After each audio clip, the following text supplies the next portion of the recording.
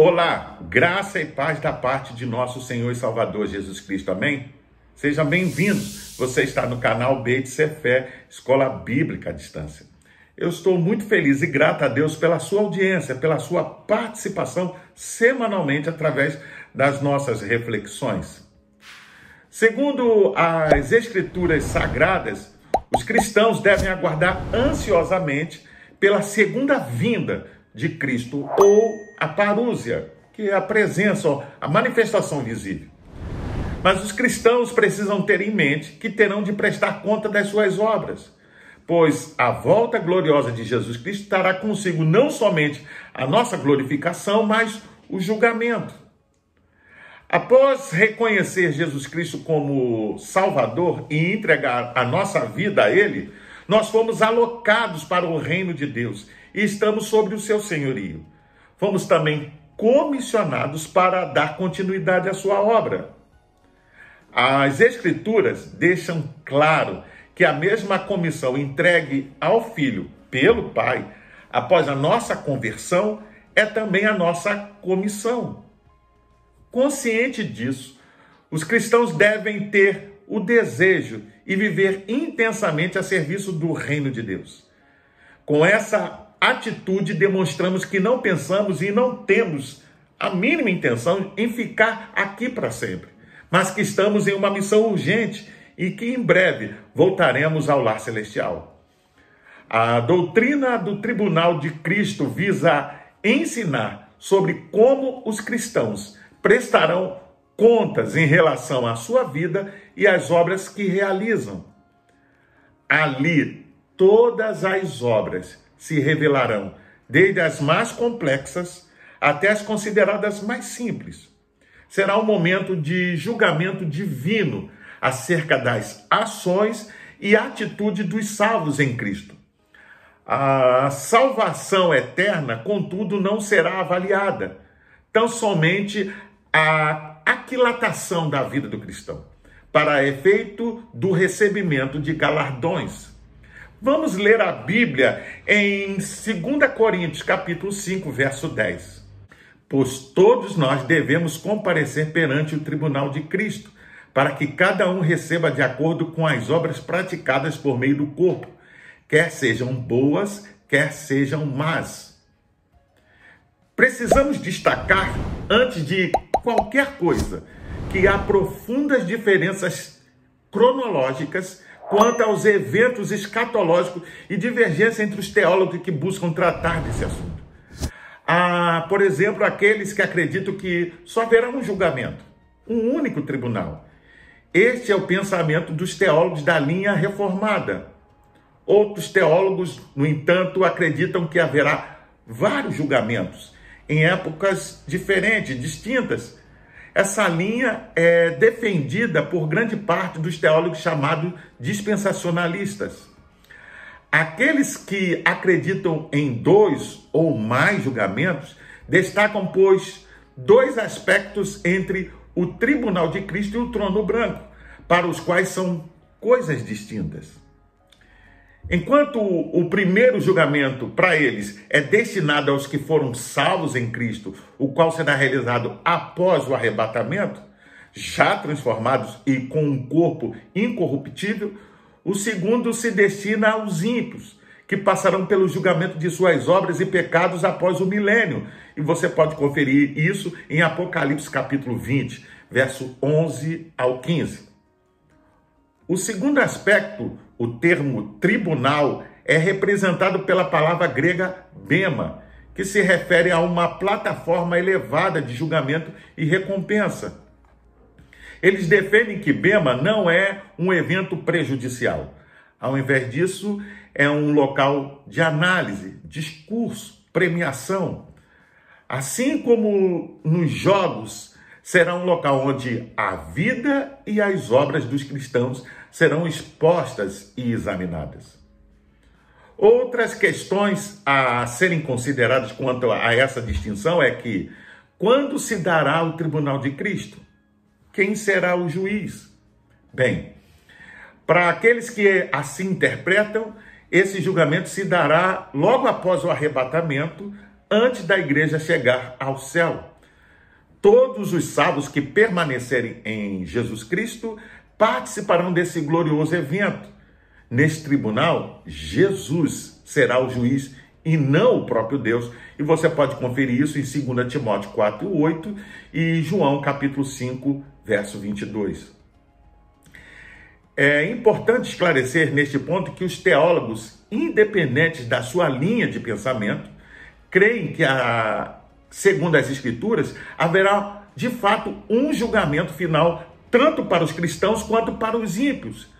Seguem essa linha vários teólogos reformados. Mas nessa reflexão vamos abordar a partir de um ponto, ou pelo menos 3 pontos, que todos concordam referente a esse tema.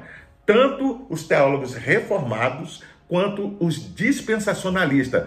Porque eu não quero, nesse momento, esgotar o assunto. Mas vamos analisar pontos concordantes que, de fato, precisamos ter conhecimento em relação ao tribunal de Cristo.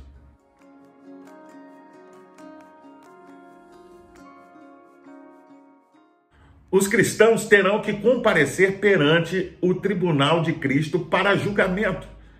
Jesus não somente intercede por nós, mas contempla nossa carreira. É Ele quem nos julgará sobre os nossos resultados. Ele estabeleceu os padrões e foi quem determinou as regras. O julgamento dos cristãos é inevitável e o juiz, diga-se de passagem, sabe de tudo. O versículo diz que todos.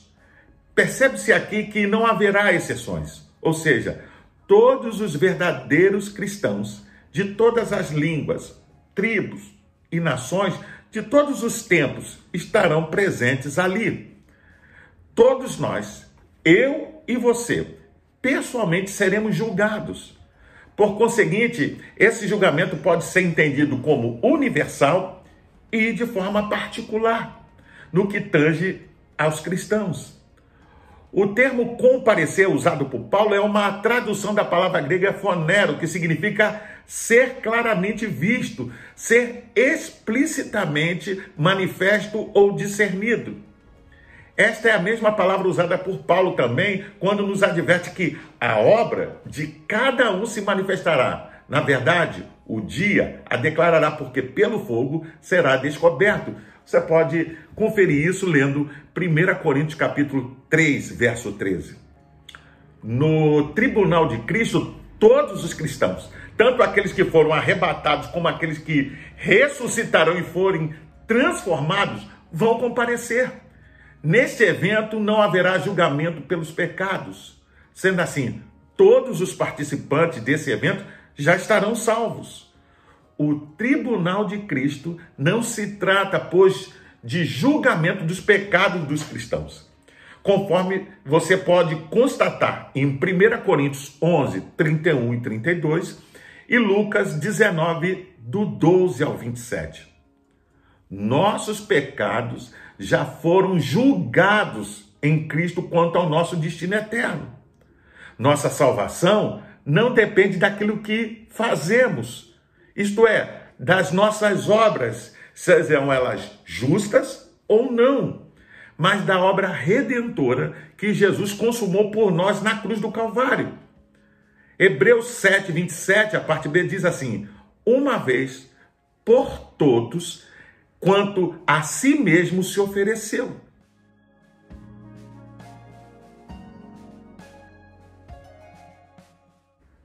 Tal como se dará no caso dos incrédulos, os cristãos também serão julgados de acordo com as suas obras. Serão avaliadas as obras que foram praticadas pelos salvos na terra, a fim de que recebam ou não a recompensa, os galardões. A recompensa do cristão será medida pela qualidade resultante de suas obras e não pela quantidade. O julgamento das nossas obras passará pelo crivo do Senhor Jesus Cristo. O propósito do tribunal de Cristo é avaliar as obras de cada um, se foram dignas ou não. Este julgamento como que virará, por assim dizer, o indivíduo pelo avesso. Nenhuma dúvida restará. Infelizmente, muitos cristãos fazem a obra de Deus e praticam boas ações apenas para serem vistos pelos homens. Esses buscam apenas satisfazer seus interesses pessoais, buscam seus próprios galardões e já receberam, como diz Mateus capítulo 6, verso 2. As obras serão classificadas nesse julgamento. Paulo, ao escrever aos cristãos em Corinto, disse: se alguém constrói sobre esse alicerce, usando ouro, prata, pedras preciosas, madeira, feno ou palha, a sua obra será mostrada, porque o dia a trará à luz, pois será revelada pelo fogo, que provará a qualidade da obra de cada um. Você pode conferir isso em 1 Coríntios capítulo 3, versículo 12 ao 13. Vemos aqui dois aspectos em relação ao teste ou inspeção da edificação. Primeiro, há materiais alternativos que podem ser usados. Aqui são mencionados ouro, prata, pedras preciosas, madeira, feno e palha, no verso 12. O material são de dois grupos distintos e opostos. Primeiro, rico e durável. O outro, insignificante e perecível. Talvez Paulo tinha em mente dois contrastes.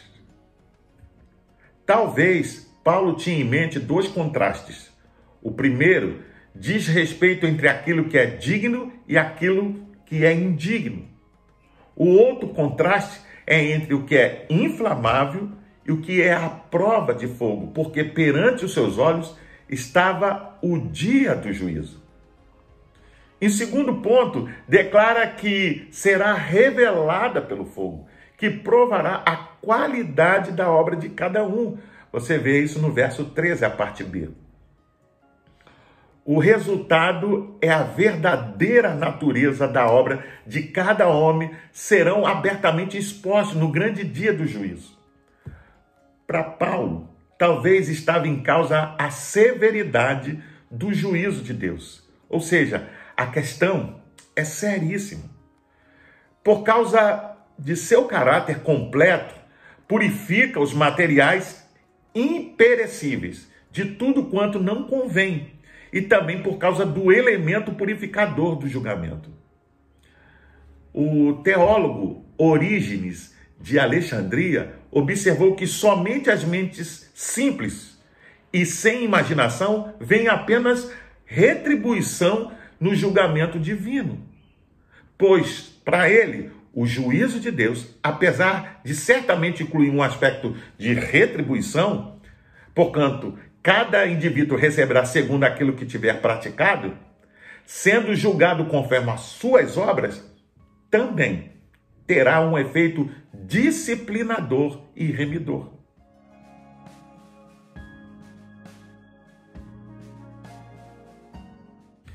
Podemos estar certos de que tanto o julgamento dos cristãos como dos ímpios será uma análise profunda, completa.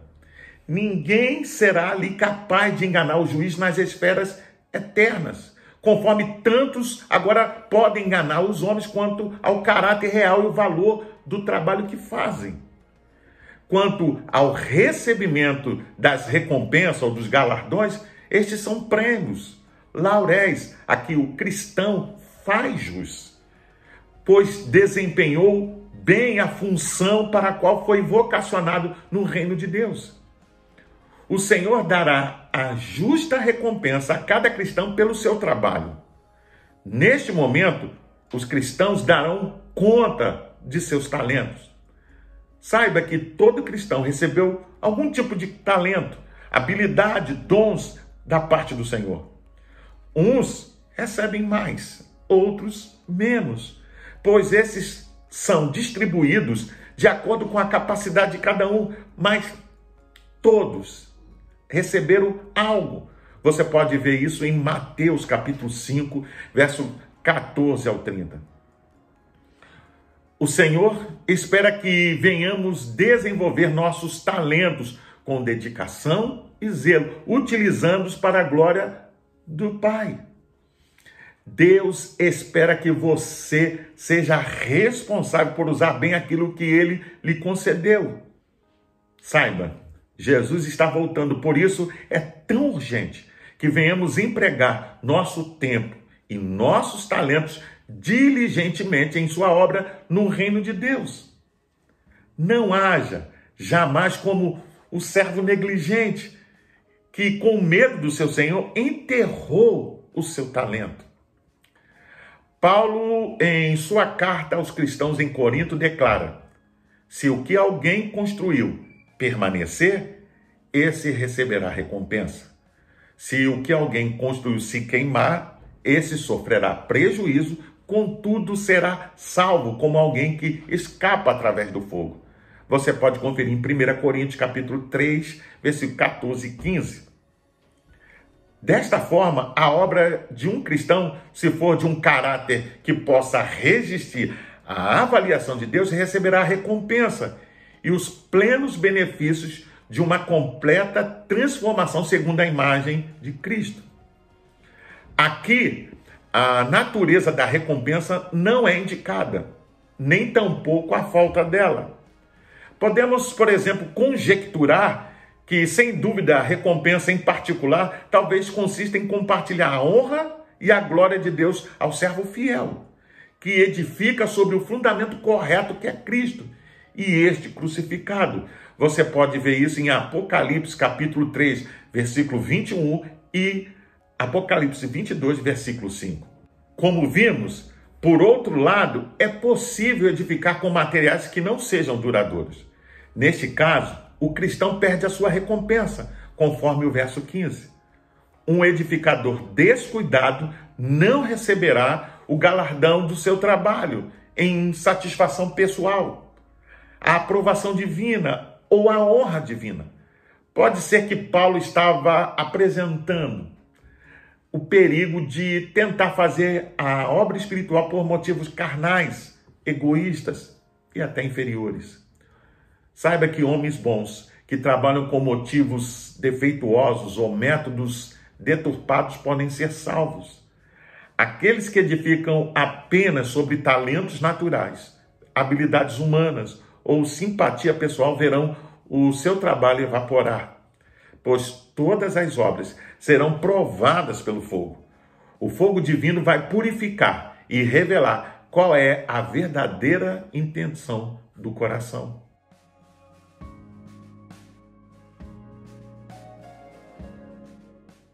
Talvez neste ponto você possa estar se perguntando: com quem está a razão?